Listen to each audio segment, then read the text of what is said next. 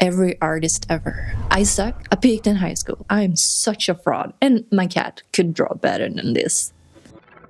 But real talk, every artist feels like this in one shape or form. Even the ones that you worship at Instagram or Pinterest or TikTok. Yes, even them too. Hi, I'm Amanda and I run StickCats Stickers, where I make cute art based on my 2 cats at home, Cole and Balthazar. And today I want to talk a bit about imposter syndrome and confidence in art. Because you are not alone. And no, you're not trash, even if your cat thinks so.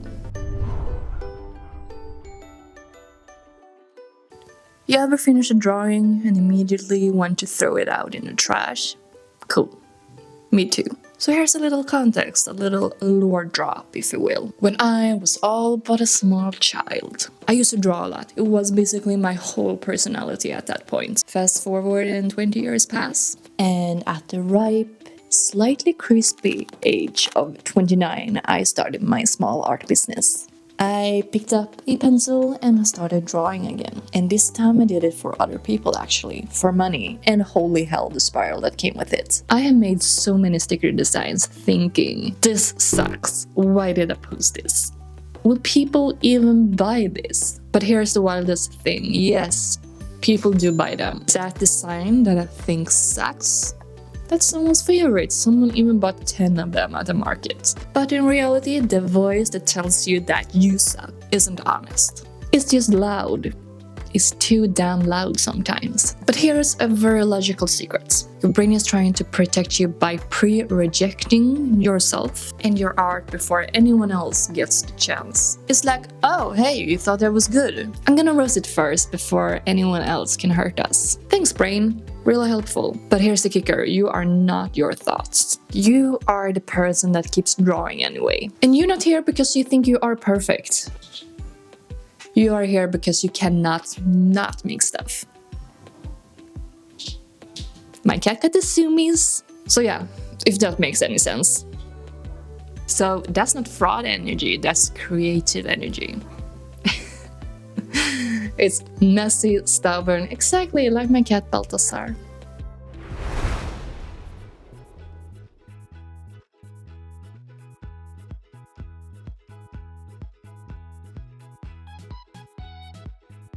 One of the most painful things about being an artist is having amazing taste and ideas, but having no execution skills whatsoever. You know what good art looks like. Then why does it feel like your work sucks? Because your eye is sharp and your mind is sharper, but your hand is still catching up. It doesn't matter how much streamline or stabilization that you add, it still isn't there.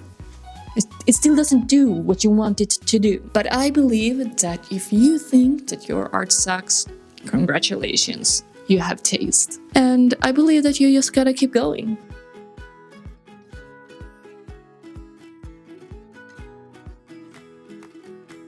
Alright, let's have a little coffee chat, shall we? I'm just gonna make my coffee first and then we can chat. So yeah, in my opinion, I believe that confidence is not I'm amazing. I am the best artist ever there is. I think confidence is I figured it out. Yeah, I'll figure it out. It's not about strutting around narcissistically, believing that you are the best artist ever. Even if I do so sometimes as well. It's more about sitting later during the evening and thinking, this cat looks like it got hit by a bus. But it's okay, because I am improving. Hot. So I got this salted caramel oat drink to go with my coffee. It's super tasty. It's my favorite. I cannot drink regular coffee without this salted caramel oat drink. Yes, call me basic, call me a Starbucks bitch, but I am loving it. So what more can I say about confidence? Well, I believe that confidence, sure, it's messy when you don't know what the heck you are doing, but I believe that confidence is showing up even when you don't want to, even if it's cringe, alright? It's showing up even when you don't believe in yourself, and it's drawing through the cringe. Half the time I post my art, I keep thinking this is either brilliant or it's embarrassing. And sometimes, often, it is both actually. Get ready for some ASMR. And honestly, confidence isn't loud. It's quiet and it's stubborn. It's drawing again the next day, even after an unhinged spiral, even after deleting everything and wanting to start fresh and starting anew, even after comparing yourself to someone that has been drawing literally since the womb. And I also believe that, I believe a lot of stuff, alright, but I also believe that if you have imposter syndrome, well, congratulations, that means that you care. And it means that you are aware as well, and that you are in the mud right now, but you will bloom later, believe me, you will. And you are in the messy middle. In the messy middle, yeah. And the messy middle is where all the good stuff happens. The breakthroughs, the weird experiments, the moments that you laugh at your work because it looks like a raccoon has drawn everything. And still you keep going, or you gotta keep going, because what's the option? Giving up? No, we're not giving up, at least not me. So please don't give up. You gotta keep trying, and at least that's what I did, and I kind of turned out alright, I think.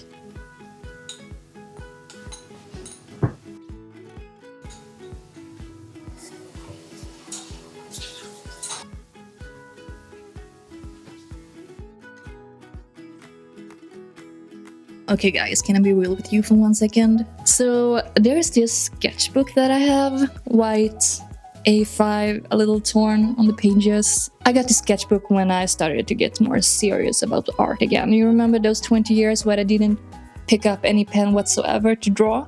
Yeah, I bought this one and I was like, yeah, let's do this. I'm gonna start my own sticker business. I'm gonna draw my cats and I'm gonna take this so damn serious. I'm not gonna fail. I'm not gonna give up, just like all the other projects I have ever done in my life. And honestly, the first few pages in this, awful.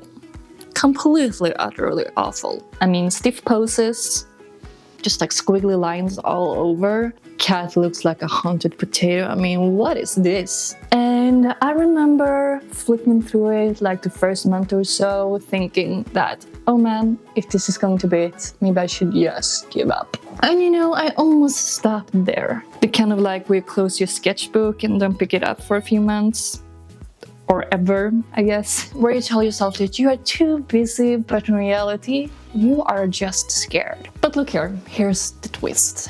I kept going, I kept drawing because I wanted to get better at something. I had this really huge motivation to just go out there and show the world what I can do, or the lack of stuff I can do. But yeah, I said, deep inside I had this motivation. And somewhere in the middle of the sketchbook, I didn't suddenly get good.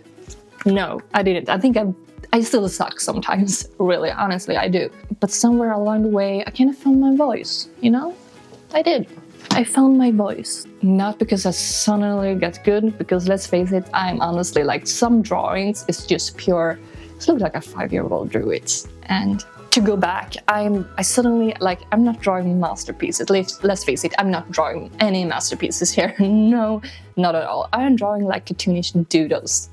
Like StickCats Stickers. And there's so many people that can draw so good, like amazingly good. And I'm not one of them. I said, I have my own voice. Yeah, I found my voice because I got comfortable with being bad. And I kind of made it my style. I embraced the badness, in a sense.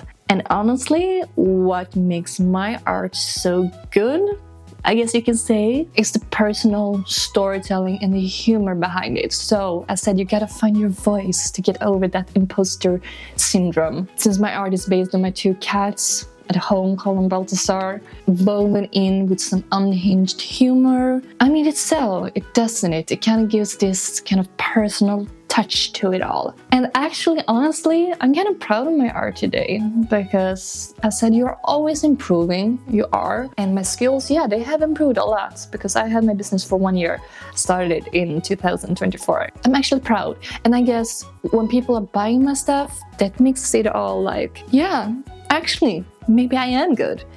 And people enjoy my stuff, and it's really nice to see. So there's a graveyard of unfinished sketchbooks in our drawers. right? Or, yeah, I done like half of this sketchbook. It's not because we are lazy, it's because we are scared, all right? We are scared to be judged and scared to think that we are not enough with putting out our art out there in the world. And also starting something, showing up, sharing your art, that means facing yourself and facing your ideas and doubts. And sometimes, honestly, that's the scariest part of it all. But you don't have to be fearless, right? You don't have to be fearless. You just have to be a tiny bit stubborn, a little rebellious. Like, yeah, I think I'll suck today, but it's good, you know? So if you're sitting there with a half-finished project on your iPad or computer or sketchbook or whatever, or your head full of ideas but you don't know where to start, or you don't feel good enough to draw, I see you. I do. I truly see you. You don't have to leap into greatness. You don't. You just have to open a sketchbook or iPad or computer or whatever, because somewhere past it all is something honest and weird and something completely you. And that's always worth drawing. Drawing your voice. Okay, so here's a hot take. You don't have to be as good as insert your favorite artist here. You want to feel the way their art makes you feel.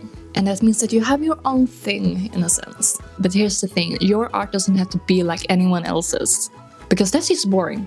And plagiarism, that's a difficult word, plagiarism. In the end, your art just have to be just like yours, and not anyone else's. And during the end of the day, drawing is a creative outlet. And at least it is for me. I can appreciate a good damn piece of art when I see it, but I can also appreciate my own good damn piece of art. So yeah, to sum up, you are not an imposter, you are not behind, you are on your own path. And the path is weird and it's squiggly and random and full of bad drawings. But the proof is the pencil. You are showing up, and that is everything. And confidence, that comes from showing up, actually. From seeing your progress, and from letting yourself stuck until you believe that you don't anymore. So you don't have to be perfect to be good, or successful, or worthy. So yeah, just draw badly, draw loudly.